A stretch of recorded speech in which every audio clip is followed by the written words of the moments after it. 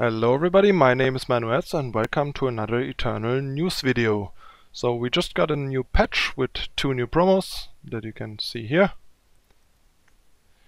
First one is Oathbreaker and the second one is Alpine Tracker. Gonna go into detail on those in a second. Other than that, we got like a couple of like minor UI polishes, like the buttons and stuff have changed a bit in looks, and some bug fixes and stuff. And we also got localization for 8 new languages. Like, I'll show that to you real quick here in the settings. If you go into settings, you can see there's English, French, Italian, German, Spanish, Portuguese, Chinese, Greek, and Turkish. It's kind of nice now. You can play Eternal in Chinese. Like in card games like Magic, I have to pay extra money for like sweet Asian versions of cards because they just look nicer than, say, English versions. Here you can get your entire collection in Chinese for free. Awesome. I might actually do that soon because it just looks so much cooler, and once you know what all the cards do, it's pretty nice. I wonder how like the voiceovers are in Chinese. Actually, let me see if I can like change that without restarting. It reloads, and now we have the Chinese. Let's see, that's probably gonna look amazing with all the cards. Yeah, I already got those. That's the... Alright, let's go into the collection. Look at the cards.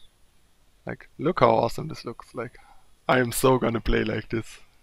I know it, like, I love the Asian cards in Magic already, and this is just like so nice.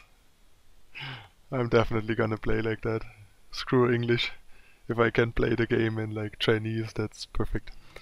Alright, anyway, I'm gonna set it back now for the video, for like discussing the promo so you can actually see the text. And yeah, 24-hour clock display is nice. They also added that, I think that wasn't there before. So that's nice. Gonna like change the language. And yeah, like I think in future videos you might... Actually for videos I guess I'll just change it, but like for streaming I'll probably stream with a Chinese client from now on. That's gonna be sweet. Alright, there was one other thing actually that happened by accident, sort of, like in the patch notes. There was a mentioning of a rapid shot nerf from 1 power to 2 power in cost. But that was sort of an accident because it was not meant to come in this patch yet. It's gonna come in like at the next patch, probably along with a couple other balance changes. But yeah, it's something to be aware that rapid shot at 1 power is not going to last, so it's gonna be changed soon, and we're gonna like talk more about that once that happens. So just wanted to point it out for anyone that missed that, because they quickly removed it from the patch notes because it was a mistake. But yeah, good to know that rapid shot will change soon, so we can already like kind of set up for that in a way. Anyway, time to talk about the promos. First we have Oathbreaker. I kinda like Oathbreaker, like she's basically like a 5/5 lifesteal the first turn she attacks, which makes her like 1 smaller than, say, an Infernal Tyrant, but still has a lifesteal, and she grows quickly. Like, basically, Tyrant would attack turn 7 as a 6/6. She also attacks turn 6 as a 6/6 if you played her turn 5. Except she already attacked once for 5. And there's also the potential upside of like buffing other units. Right now we don't really have many like good lifesteal units. Like, there's not much. If you look at it, like, let's take a quick look. What lifesteal stuff do we have? Not a lot. There's basically like Brightmaze Paladin if you have it enabled, not quite a constructed card. Silverwing Familiar, which is like, can be a constructed card in the right shell, like if we play enough stuff to make it good, like Oathbreaker and like Warhammer and stuff, that card might be okay-ish in a shell like that. And then we have like Cable Cutthroat, which is also not really constructed level card. But there's Amethyst Monument, which is actually or card that goes really well into a Argent Port mid-range deck and has nice synergy, basically making your monument grow and a lot better and impact the board more. Can be quite relevant. So for example, you can go like turn 5 Oathbreaker, turn 6 monument and attack, and then your monument turns 4/4 and Oathbreaker turns 5/5. So that can be kind of sweet. Also the green monument kind of goes nicely with Oathbreaker in the sense that, you know, you can make her 7/7 turning 8/8 on the first attack, which basically beats any other unit in the game, which is sweet, especially on turn 6. And she dodges all removal that is basically not like big burn spells and vanquish, since she's multicolor and doesn't die to torch or suffocate. So that is also nice. And I guess there's like some interaction with Lesrai Falchion. If you can like come up a shell that is worth running Falchion in. Probably don't think so. Also I don't think you need like to bend yourself over backwards to make her worthwhile. With like other lifesteal stuff, she's just fine on her own. Like she's basically very comparable to an Infernal Tyrant, and arguably better than an Infernal Tyrant in a mid-range shell, simply because she's cheaper and kind of snowballs away with the game and grows to a size where there's no blocker the opponent can draw that can match up with her, which is really nice. Xena Destroyer, also not really a constructed card, so unlikely that you can pair that up with Oathbreaker. But yeah, like I said, she doesn't need a lot. Like synergizing well with the Shadow Monument alone is already sweet, and maybe familiar if you put it into a more aggressive mid-rangey, like big mid-range shell with Warhammer and weapons and stuff. And yeah, Lurking Sangua is also not a card that I can see alongside Oathbreaker. For now, I would think Oathbreaker probably goes pretty well as like the go-to 5-drop in like an Argent Port mid-range shell. I'm gonna work on that, and once I have results, I'll probably make a video about it. But yeah, all in all, I like the card. Some people like complained loudly about it and think she's like, and said she's like terrible and stuff and yada yada. But I don't think she's terrible. Like she's like pretty balanced and good enough to play, but not like a great card, which I didn't expect from a promo, that they give us like a bomb that is just like the next powerhouse. Because I mean, they are promo cards, they are kind of like a solid tease for what those alliances gonna be about in set 2, and they will probably get more cards to play along with them in set 2. Like there will probably be one or the other like nice lifesteal unit that can nicely be put into the same deck as Oathbreaker, for example, to make her pull some more weight than now. But I think even in a vacuum, just as a standalone card, she's pretty decent, especially in those colors, since those are like the go-to removal colors. You basically have all the black removal and vanquish and stuff like Inspire, which is really well set up to make sure she doesn't run into bigger units, since yeah, Argent Port can basically kill anything that's bigger with the ample removal that it has, and all Argent Port basically then needs once it kills the opponent's stuff is a good unit to finish them off and run away with the game, and a big lifesteal unit is doing a great job at that. And if they ever kill her, you can maybe like get her back with Dark Return, and let's see how often they can kill her, because most decks have like a very small amount of ways to deal with a like big multi-faction unit, which is part of why Infernal Tyrant is so good. Like the biggest problem with Infernal Tyrant kind of being that he's kind of slow as a 6-drop, and also lacks the shell, since Champion of Chaos got it in terms of mid-range. The like Stonescar mid-range kind of fell apart, and now maybe we get like a sweet Argent Port mid-range to replace it. We'll see. I'll definitely try it out. Alright, and next we have Alpine Tracker. Another, I would say, interesting and kind of sweet card in my opinion. There's a lot of things this card kills, and if this thing like kills more than one card when it comes down, it's already like a super big deal. Like just imagine killing like an Amber Acolyte and like an Initiative Descent on your opposing side, for example. That's just like great value, great tempo.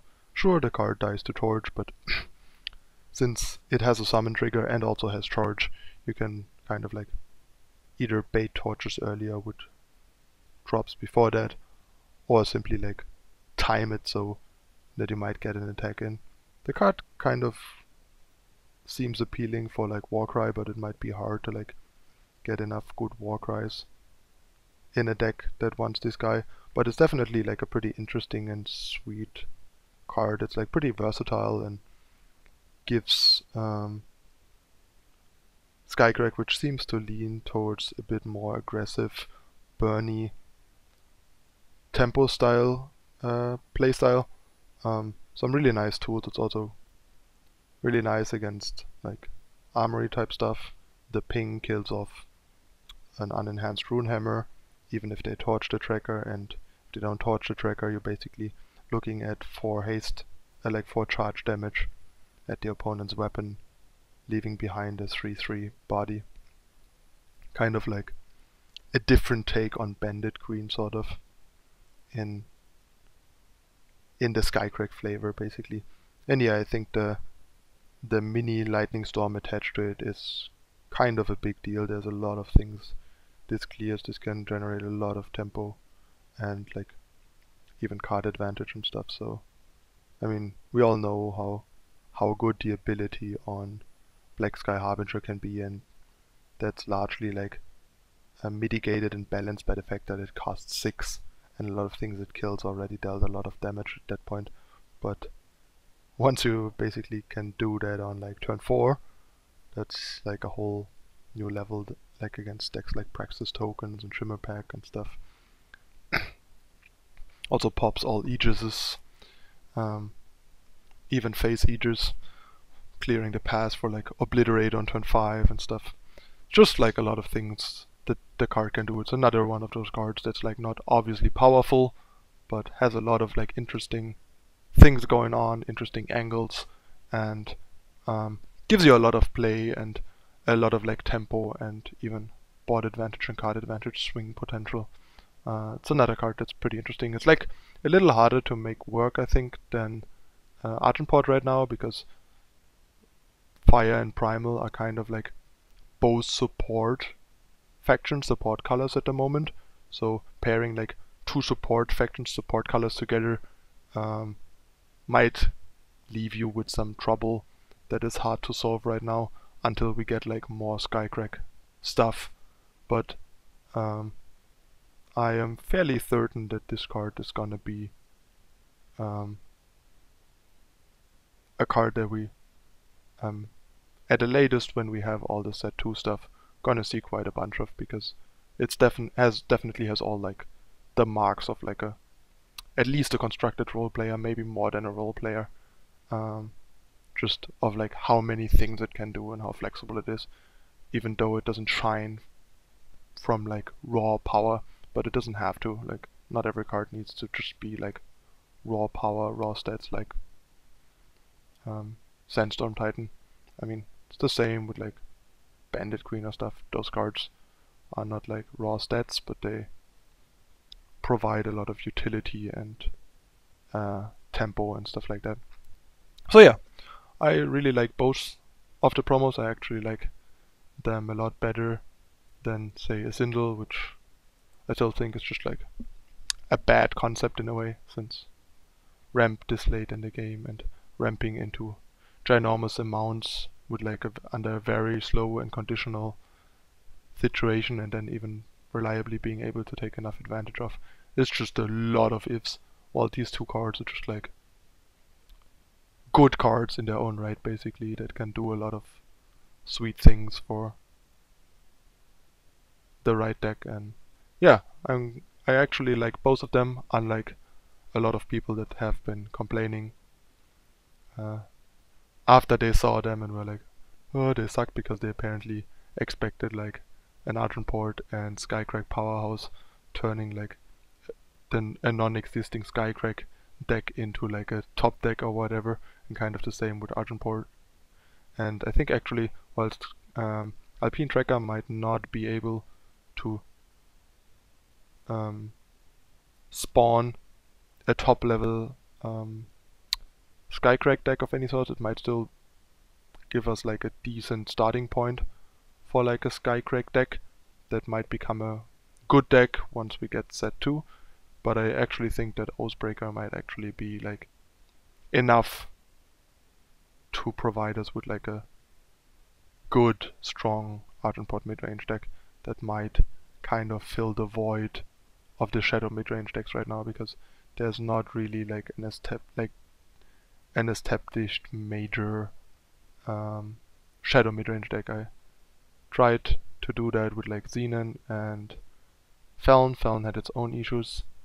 Xenon has been pretty consistent and decent, but also has some issues, and like Oathbreaker might help us turn Argenport into the new Stone Scar midrange in a way, and give it all it needs. I'll see. I will find out for sure and let you guys know, because I'm pretty excited about playing with both cards. I just hate that we have to wait 4 days till you can really work with those cards. I think it's kind of stupid, honestly.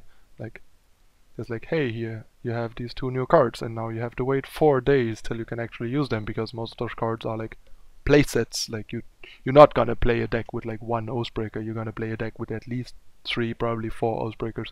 And if you play like a Skycrack aggro tempo style deck, it's pretty sure gonna want like 4 Alpine Tracker and not like 2 or something, you know? So kinda sucks that you basically have to wait 4 days till you can actually start using the new cards. Until then you kind of have to just look at them and be like, hey, would be cool to try this and this with them, but I only have 1 or 2 copies, so can't really do that properly. So yeah, maybe they change that in the future. Give us like some alternative options, like maybe, I don't know, letting us craft them if we don't want to wait, so we have to waste dust, but we at least can go for it with the promos that we care about trying and don't want to wait. For example, like, I don't know, I could just pick one of the 2 that I want to try more, craft the remaining copies of that one, and test that until I have the playset of the other ones from the quest, for example, because I don't maybe want to play like 1800 dust on each. Or like 1800 on the first and like 1200 on the next, on the second day after I got the second copy, because I don't want to wait for the third and the fourth. Would just be nice to at least have the options to use a playset from the first day if we want to, even if it comes at the cost of Shift Zone. Then everybody has the choice to wait or spend Shift Zone as they please, rather than sitting there having these new promos dangled in front of their faces for 3 days until we can properly use them. Alright, that's it for the news and the review of those 2 cards. I really like them, and I have ideas for both of them, and I'm gonna work on them and let you know in potential deck tech videos what I turned them into. Let me know what you guys think in the comments. Maybe in like a constructive way I would like, because I've read enough of they suck, they are garbage in Discord already. I think people are just having weird expectations and also like not looking close enough and not seeing like what the potential of the cards and what they can do, I think. Alright, that's it. Thanks for watching. See you next time. I'm out. Bye.